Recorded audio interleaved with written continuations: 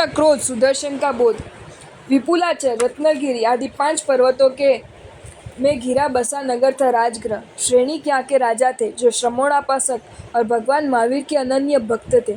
मात्र श्रेणी की नहीं, चेलना, नंदा, दारिणी आदि रानियां, महामत्य और साथ ही श्रेणी का ज्येष्ठ पुत्र अभय कुमार तथा मेघ कुमार, नंदीसेन आदि राजकुमार, समस्त राज परिवार ही श्रमणोपासक और भगवान का अनुयायी था। उन दिनों समस्त भारत के राजा प्रजा निर्ग्रंथ धर्म की ओर खींचे जा रहे थे। तत्कालीन राज्यों में मगध ही एक ऐसा राज्य था जिसकी राजधानी राजगृह में भगवान महावीर सब नगरों से अधिक बार ठहरे थे। राजगृह में सुंदर भवन बने थे, राजमार्ग, वीथियां, चौक चौराहे सब सुंदर थे। इस नगर का सबसे अधिक आकर्षण थे वहाँ के हरे भरे उद्यान। राज उद्यान गुणशीलक तो अपनी विशालता, वृक्ष बहुलता और सुंदरता के लिए दूर दूर तक प्रसिद्ध था। भगवान महावीर की देशना इसी उद्यान में होती थी। उन्होंने सर्वाधिक 14 चातुर्मास राजोद्यान गुणशीलक में ही बिताए थे। इसके अलावा सेठ साहूकारों के अपनी निजी उद्यान भी राजगृह में थे। एक उल्लेखनीय उद्यान अर्जुन माली का भी था। अर्जुन माली का उद्यान उसका पैतृक उद्यान था। अपने इस उद्यान से उसने राजगृह में नाम पाया था, अपनी एक पहचान बनाई थी। इसी उद्यान से उसके जीवन में खुशहाली थी। उसकी रोजी रोटी इसी उद्यान से चलती थी। अर्जुन माली की पत्नी थी बंधुमती। बंधुमती इतनी सुंदर थी कि जो देखता वह कुछ देर ठिठक कर उसे देखता। पति पत्नी का ये नित्य नियम था कि दोनों अपने उद्यान में सवेरे ही आते और फूल चुनते। तरह तरह के पंचरंगी फूल उस उद्यान में खिले रहते थे। नए नए ढंग के पुष्पादक लगाने का अर्जुन को शौक था। फूलों को चुनने के बाद पति पत्नी अर्जुन माली और बंधुमती अपनी कुल देवता मुग्धर प्राणी यक्ष की पूजा करते थे। उद्यान में ही एक यक्ष का मंदिर था। ये यक्ष अर्जुन का कुल देवता था। यक्ष प्रतिमा विशाल थी। प्रस्तर निर्मित यक्ष के हाथ में लोहे का एक भारी मुद्गर भी रहता था। इसी से इस यक्ष का नाम मुग्धर पाणी यक्ष पड़ गया था। यक्ष पूजा के बाद अर्जुन और बंधुमती फूलों के हार, मालाएं बनाती और फिर उन्हें सेठ साहूकारों तथा तभी कभी कभी राजा श्रेणिक को बेचते। सवेरे से दोपहर तक अर्जुन माली के पूजा और रोजी दोनों काम निपट जाते। अर्जुन माली अपनी पत्नी बंधुमती को बहुत चाहता था। वह अपनी पत्नी के लिए भी पुष्पाभरण बनाता। एक बार उसने बंधुमती से कहा था, बंधुमती, मैं तेरे लिए सोने चांदी के आभूषण नहीं बनवा सका। तेरे भाग्य में फूलों के आभूषण ही बनाना लिखा है। मेरे समान तो कोई रानी महारानी भी भाग्यशालिनी न होगी। बंधुमती ने कहा था, सोने चांदी में तो 2 ही रंग होते, पीला और सफ़ेद। मेरे फूलों के जेवर तो तरह तरह के रंग वाले फूलों से बनते। और भी बातें हैं स्वामी जो मेरे आभूषणों में ही है। धातु के आभूषण एक बार बनते और फूलों के नित्य नए बने मैं पहनती हूँ। सोने चांदी के आभूषणों पर मक्खी भी नहीं बैठती, जबकि इनका रस भौरे भी पीते हैं। एक बात और, सोने चांदी के आभूषणों को सुनार पर पुरुष बनाते और मेरे फूलों के आभूषण मेरे स्वामी आप बनाते। तू तो बहुत चतुर है बंधु। अर्जुन खिलखिलाकर हंसा और बोला, 2 बातें कहना तू भूल गई, सो मैं कहता हूँ। एक तो ये कि फूलों के आभूषणों में तू इंद्र की अप्सरा लगती है। दूसरी ये कि जो भौरे आते हैं वे फूलों की गंध के कारण नहीं आते, तेरी गंध के कारण आते। अपनी प्रशंसा सुनकर बंधुमती शर्मा गई। लज्जा से उसके सौंदर्य का आकर्षण और भी बढ़ गया। अर्जुन माली और बंधुमती का दाम्पत्य जीवन बड़ा सुखद और खुशहाल था। उनका उद्यान ही उनकी खुशहाली का कारण था। पर अर्जुन ये मानता था कि मेरे कुल देवता मुद्गर पाणी यक्ष की है, मेरे ऊपर कृपा रहती है। इसलिए जाड़ा, गर्मी, बरसात अर्जुन भले ही किसी दिन फूल ना बेचे, पर यक्ष की पूजा वह हर दिन हर ऋतु में करता था। मूसलाधार वर्षा में भी वह भीगते हुए उद्यान पहुंचकर यक्ष की पूजा करता था। राजगृह के निवासी श्रमणोपासक और धर्मी कर्मी थे, पर सदाचारी के साथ दुराचारी और धर्मी के साथ अधर्मियों का होना भी जरूरी है, क्योंकि यह संसार द्वंद्वमय है। राजगृह में 6 युवकों की एक मंडली थी। इस मंडली के 6 सदस्य मनचले, आवारा और अनुशासनहीन प्रकृति के थे। अपनी मंडली का नाम उन युवकों ने ललित गोष्ठी रखा था। ललित गोष्ठी के युवा सदस्य खाने पीने की चिंता से रहित थे, क्योंकि धनी परिवारों के थे। उपार्जन और घर गृहस्थी का उत्तरदायित्व इन पर नहीं था। अपना समय काटने के लिए ललित गोष्ठी के युवकों के पास आई कार्यक्रम थे। कभी वन में बैठकर संगीत गोष्ठी करते, कभी पूरा दिन भ्रमण में बिता देते, तो कभी हंसी मजाक और विनोद वार्ता के सहारे समय काटते। सवेरे सवेरे ही एक बार ललित गोष्ठी के युवा सदस्य अर्जुन माली के बाग में पहुंच गए। तय किया, आज इस बाग के फल खाएंगे। फलों से ज़्यादा तो यहाँ फूल नजर आ रहे। एक युवक ने कहा, फलों के लिए किसी और उद्यान को देखो। तो तुमने फूल ही देखे? दूसरे युवक ने फूल चुनती बंधुमती की ओर संकेत करके कहा, फूलों की रानी नहीं देखी? वह देखो, अरे हाँ, एक साथ कई स्वर उभरे। ये तो सचमुच फूलों की रानी है। फूलों का समस्त सौंदर्य, रंग रूप, कोमलता और मकरंद इसी में समा गए। मैं तो कहूँगा कि अर्जुन माली बड़ा भाग्यशाली है।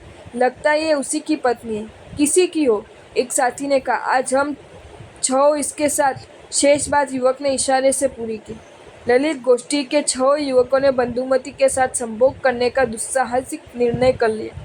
बाग में और कौन है, इसकी खोज तुरंत पूरी हो गई। पता चला कि एक और अर्जुन माली भी फूल चुन रहा है। बस योजना बन गई। छह युवकों काम में लग गए। दो युवक झटपट एक बड़ा रस्सा ले आए। छह यक्ष मंदिर में छिप गए।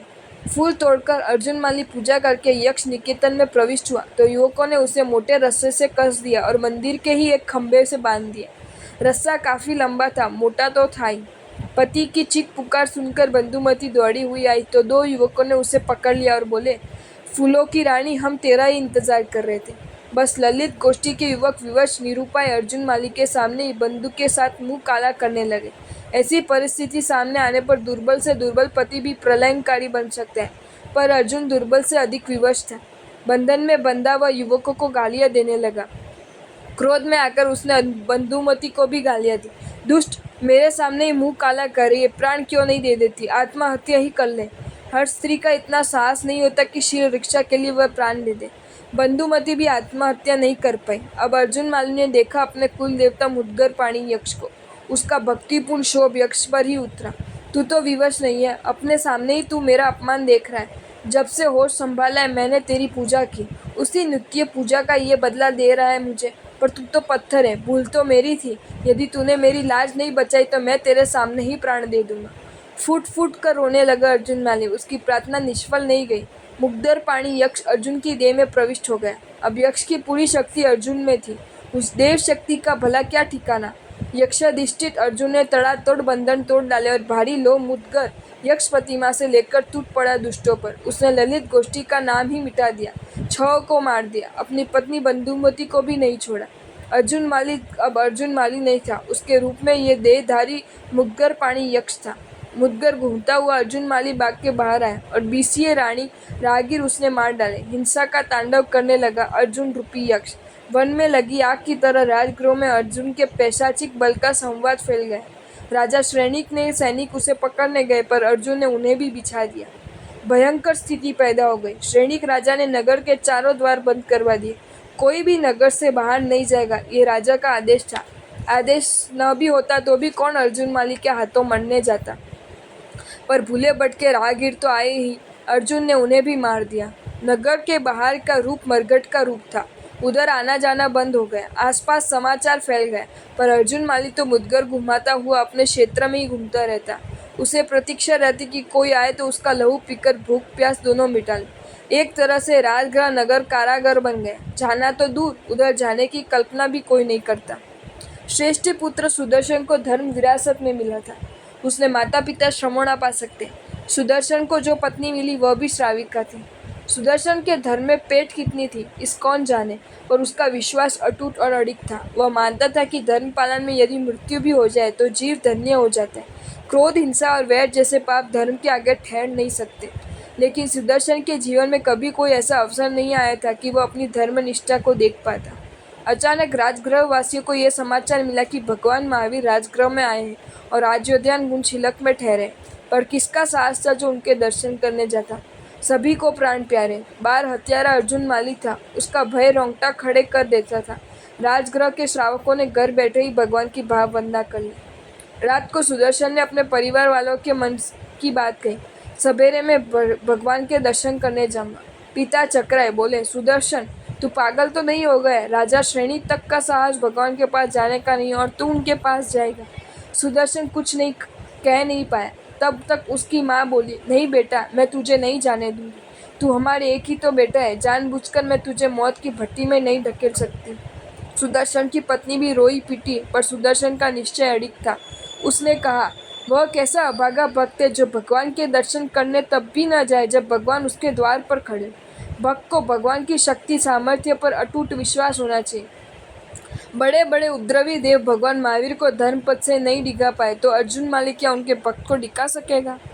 धर्म का यह अटल सिद्धांत है कि समय से पहले सदा साथ रहने वाली मौत भी किसी को नहीं मार सकती। यदि मौत आनी हो तो वह घर के किवाड़ खोलने में भी आज जानती है। मैं जाऊंगा। धर्मव्रती का निर्भय होना चाहिए। मैं निर्भय हूँ। धर्म मेरा रक्षक है। इस मार्ग पर मुझे मौत भी आएगी तो वह सबसे अच्छी मौत होगी। मरना तो है ही, तो धर्म के लिए क्यों न करूं। माता पिता पत्नी कोई भी सुदर्शन के तर्क को नहीं काट सका। वह तर्क सुदर्शन की आत्मा की आवाज था। अड़ोस पड़ोस के माध्यम से ये बात रात में ही कई घरों में फैल गई कि सेठ सुदर्शन कल भगवान महावीर के पास जाएगा। सवेरा हुआ, चल दिया सुदर्शन। छतों से सिया देखने लगी। सब हाय हाय करने लगी, इसे रोको कोई, बड़ी जवानी में मरेगा, क्रूर पिशाच अर्जुन इसे छोड़ेगा नहीं, उसमें यक्ष घुसा बैठा है। चलता गया सुदर्शन। दूर से अर्जुन माली ने देखा कि बहुत दिनों बाद आज कोई आ रहा है। आज तो इसे कुचल कर पीस ही दूंगा। हवा में मुद्गर घुमाता हुआ अर्जुन माली सुदर्शन की ओर भागा। सुदर्शन ने भी इसे ही देख लिया कि मृत्यु अर्जुन माली का रूप लेकर आ रही है। उसके आने से पहले मुझे भी तैयार हो जाना चाहिए। तैयार हो गया सुदर्शन। उसने तुरंत संथारा लिया और सागरिक प्रतिमा धारण कर ली। ध्यान में डूब गया श्रावक सुदर्शन। मन में किसी के प्रति न वैर था न राग। भीतर समता इस रस झर रहा था। पास आ गया अर्जुन माली। सूर्य के सामने अंधेरा टिका नहीं। मुद्गर पाणी यक्ष सुदर्शन को धर्म ध्यान में स्थिर देखा तो उसने तुरंत अर्जुन माली का शरीर छोड़ दिया। वह अपनी प्रतिमा में जाकर अधिष्ठित हो गया। अर्जुन माली अब अर्जुन माली था, निरीह, दुर्बल और दीनहीन अर्जुन माली। वह सुदर्शन के पैरों पर गिर पड़ा, गिड़गिड़ाने लगा। सुदर्शन का ध्यान पूरा हुआ तो उसने देखा अर्जुन माली चरणों में गिरा है। उसके मुख पर पूंजीभूत पश्चाताप था। सुदर्शन ने कहा, क्या रोते हो अर्जुन? आज का दिन तो हंसने का दिन है, रोऊं नहीं? अर्जुन ने कहा, हे देव, मैं अपने पापों का वर्णन नहीं कर सकता। मेरी क्या गति होगी। बेहोश को आज होश भी आए तो कहाँ खड़े होने का जगह नहीं मिल रही है। पापी का उद्धार होता है अर्जुन। सुदर्शन ने कहा, ज्ञान पापी का उद्धार नहीं होता। चलो मेरे साथ, ज्ञान गंगा हमारे द्वार पर है, तुम भी डुबकी लगाना। चारित्र में बड़ी शक्ति है, भगवान तुम्हें शरण देंगे, वे बड़े ही धर्मवत्सल हैं। दूर खड़े लोग अर्जुन माली और सुदर्शन को पास पास खड़ा देख रहे थे। वे उनके बातें तो नहीं सुन पाए पर इतना समझ गए कि बोध ने क्रोध को जीत लिया है। आगे आगे सुदर्शन था और पीछे अर्जुन माली और उनके पीछे नर नारियों की अपार भीड़। आज कुछ ज्यादा ही भीड़ थी। श्रावक श्राविकाओं के साथ कुतूहल प्रियजन भी महावीर की महावीर सुनने और ये देखने जा रहे थे कि अर्जुन माली का क्या होगा। गुण शोलक उद्यान में भगवान महावीर की जय गूंज उठी। पूछो ने सुदर्शन की जय कहा तो सुदर्शन ने कहा, भाइयों अब भी नहीं समझे? जय बोलो तो धर्म की ही बोलो, महावीर की बोलो, क्योंकि वे धर्म सेतु है। पर मेरी क्यों बोलते हो? अर्जुन में तो धर्म शक्ति ने ही परिवर्तन किया है। बात सही थी। विशाल मैदान में श्रोता बैठे थे। आज उद्यान के पक्षी भी भगवान की देशना सुन रहे थे। अर्जुन माली ने देशना सुनी, उसे भगवान ने अपनी शरण में ले लिया। अर्जुन माली अब जगत पूज्य मुनि अर्जुन थे। धर्म का प्रताप तो देखो कि घृण्य और तिरस्कार का पात्र अर्जुन माली अब जगत पूज्य मुनि थे। कुछ दिनों बाद भगवान महावीर ने राजगृह से अन्यत्र विहार किया। मुनि अर्जुन भी उनके साथ थे। मुनि अर्जुन ने बड़ी निष्ठा से संयम का पालन किया। उनका तप उग्र था। एक दिन वह भी आए जब उन्होंने घाती कर्मों का क्षय करके केवल ज्ञान प्राप्त किया। केवली मुनि अर्जुन ने ग्राम अनुग्राम विहार करके धर्म प्रेमियों को मार्ग दिखाया। अपना और अपने साथ औरों का भी उद्धार करके जीवन का अंत निकट देख मुनि अर्जुन ने संधारा किया और देह त्याग कर जन्म मरण से मुक्त हो गए। अर्जुन मुनि के समय के लोगों ने उनको चारित्र काल में उनका पूर्व कृत्य की उन्हें सुना सुनाकर निंदा की थी, पर मुनि अर्जुन ने किसी के कटाक्ष, द्वेष और निंदा पर ध्यान नहीं दिया। यदि वे ऐसा करते तो उसी जीवन में मुक्त नहीं हो पाते। प्रथम दिन से ही उन्होंने समता युग का अपना लिया था। अर्जुन के क्रोध को सुदर्शन के बोध ने दूर किया। इससे भी बढ़कर सुदर्शन श्रावक ने राजगृह वासियों को निर्भोग बना दिया। उन लोगों की आस्था, निष्ठा और विश्वास अब पक्का और अटूट हो गया था। उन्होंने देख लिया था कि ढीला विश्वास कभी भी उद्धार नहीं कर पाता। धर्म को सही रूप में जाने और फिर पूरी तरह माने, यही संदेश है सेठ सुदर्शन का। अगर आपको ये वीडियो अच्छा लगा हो तो इस वीडियो को लाइक करें और मेरी channel Jain facts and stories को सब्सक्राइब करें। धन्यवाद।